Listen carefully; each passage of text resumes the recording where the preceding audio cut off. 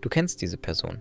Vielleicht ist es jemand aus deiner Familie, vielleicht dein Partner, vielleicht dein Chef. Sie steht immer im Mittelpunkt, gibt niemals Fehler zu und benutzt andere, ohne es zu merken oder ohne es zu kümmern. Du fragst dich, was stimmt mit ihr nicht? Die Antwort hat einen Namen und nach diesem Video wirst du sie nie wieder übersehen. Narzissmus ist kein einfacher Charakterfehler. Es ist keine schlechte Laune, keine Sturheit, kein schwieriges Temperament. Es ist eine tiefe psychologische Struktur, geformt über Jahre, oft seit der Kindheit. Und sie ist gefährlicher, als die meisten ahnen. Nicht wegen Gewalt, sondern wegen dem, was sie mit deinem Selbstbild macht. Das Wort selbst kommt aus der griechischen Mythologie, Narziss. Ein junger Mann von außergewöhnlicher Schönheit. Er erblickte sein eigenes Spiegelbild im Wasser und verliebte sich darin, so sehr, dass er sich nicht losreißen konnte. Er zerbrach daran. Dieses Bild beschreibt etwas sehr Reales in der Psychologie. Eine Liebe zu einem Selbst, das gar nicht wirklich existiert. Dabei ist Narzissmus kein Schwarz-Weiß-Phänomen. Es gibt kein einfaches, du bist ein Narzisst oder du bist es nicht. Narzissmus existiert auf einem Spektrum. Wir alle haben narzisstische Anteile. Etwas Selbstbezogenheit ist sogar gesund. Sie schützt uns. Erst wenn diese Anteile extrem werden, wenn sie das Leben anderer zerstören, dann sprechen wir von einer Persönlichkeitsstörung. Narzissten wirken auf den ersten Blick stark, selbstsicher, unerschütterlich. Aber das ist eine Fassade. Hinter dieser Fassade verbirgt sich ein Selbstwert, der extrem fragil ist. Wie Glas. Ein einziger kritischer Blick kann ihn erschüttern. Ein einziges Nein kann eine Krise auslösen. Genau deshalb reagieren sie so intensiv auf Kritik.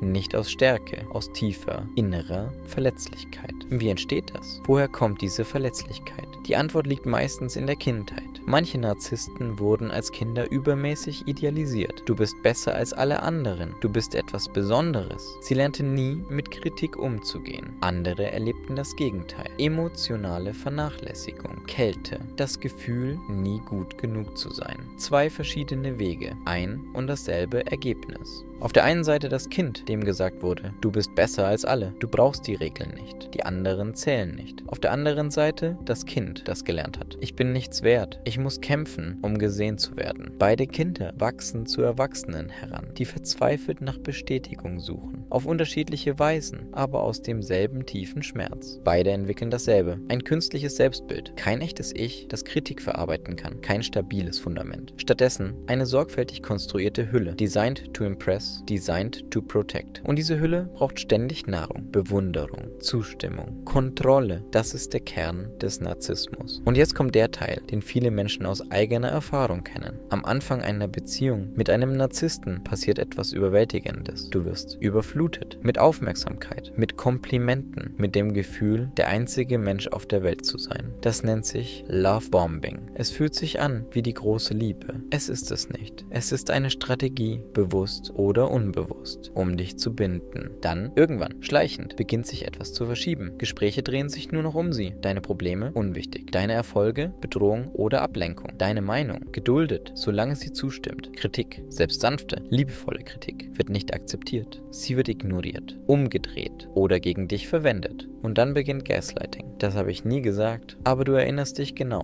Du übertreibst mal wieder. Aber du weißt, was du gefühlt hast. Das ist doch nur ein Witz. Aber es hat wehgetan. Nach einer Weile fragst du dich, stimmt etwas nicht mit mir? Bilde ich mir das ein? Bin ich zu empfindlich? Nein, du bist es nicht. Aber du wirst dazu gebracht, es zu glauben. Was du erlebst, hat einen Namen. Es ist kein Zufall, keine Ausnahme, kein schlechter Tag. Narzisstische Beziehungen folgen einem präzisen Muster. Immer wieder, mit jedem Partner. Idealisierung. Du bist perfekt. Die Liebe ist überwältigend. Abwertung. Plötzlich bist du nie genug. Alles an dir ist falsch. Abstoßung. Du wirst fallen gelassen.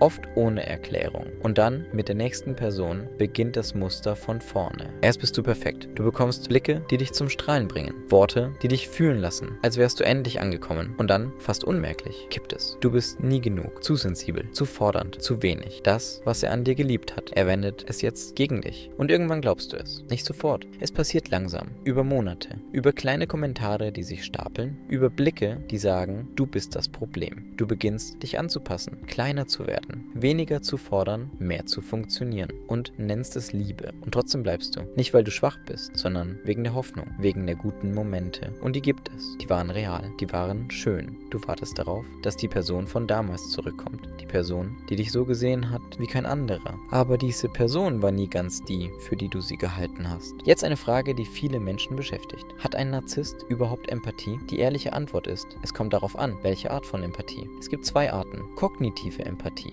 Verstehen, was jemand fühlt. Affektive Empathie. Selbst mitfühlen. Viele Narzissten besitzen die erste. Sehr gut sogar. Sie können Gefühle lesen, analysieren, nutzen. Die zweite, das echte Mitfühlen, fehlt oft weitgehend. Das ist kein Widerspruch. Das ist das Beunruhigende daran. Sie sehen dich. Sie verstehen dich. Sie wissen genau, was du brauchst und was dich verletzt. Sie nutzen dieses Wissen, aber es bewegt sie innerlich kaum. Für dich fühlt sich das an wie eine tiefe Verbindung. Für sie ist es oft Information. Und hier ist eine unbequeme Wahrheit. Wir alle leben in einer Gesellschaft, die Narzissmus nährt. Social Media belohnt Selbstdarstellung. Aufmerksamkeit ist Währung. Ego ist Marke. Zeig, wer du bist. Aber zeig nur das Beste. Nie die Schwäche. Nie den Zweifel. Nur den Glanz. Narzissmus wird nicht nur toleriert. Er wird manchmal gefeiert. Aber was tust du, wenn du einem Narzissten in deinem Leben begegnest? Wenn er dein Partner ist, dein Elternteil, dein Chef? Die erste und wichtigste Erkenntnis: Du kannst sie nicht ändern. Nicht durch mehr Liebe, nicht durch mehr Geduld, nicht durch bessere Argumente. Aber du kannst dich schützen. Und das beginnt damit, die Dynamik zu erkennen. Genau das, was du gerade tust. Schutz beginnt mit Grenzen. Klaren, konsequenten Grenzen. Nicht als Strafe, nicht aus Hass, sondern weil deine Bedürfnisse zählen. Weil dein Erleben real ist. Weil ein Nein kein Angriff ist. Es ist Selbstachtung. Grenzen zu setzen mit einem Narzissten ist schwer. Sie werden getestet, ignoriert, hinterfragt. Aber jede Grenze, die du hältst, ist ein Schritt zurück zu dir selbst. Und manchmal, wenn alles andere nicht hilft, ist Abstand die einzige gesunde Entscheidung. Das fühlt sich wie Aufgeben an. Das ist es nicht. Abstand von einem Narzissten zu nehmen, ist kein Versagen. Es ist Klarheit. Es ist die Entscheidung, dein eigenes Leben nicht weiter für jemanden zu opfern, der dich nie wirklich sehen wird. Du schuldest niemandem deine Gesundheit. Du bist jetzt am Ende dieses Videos und du weißt mehr als vorher. Du weißt, wie Narzissmus entsteht, wie er sich anfühlt, wie er dich beeinflusst. Und das ist keine Kleinigkeit. Denn Erkennen ist der erste Schritt zur Freiheit. Narzissmus kann dich nur dann kontrollieren, wenn du nicht weißt, was passiert. Jetzt weißt du es. Wenn dieses Video dir geholfen hat, teile es. Denn vielleicht kennt jemand in deinem Leben gerade diese Dynamik und weiß noch nicht, wie sie heißt.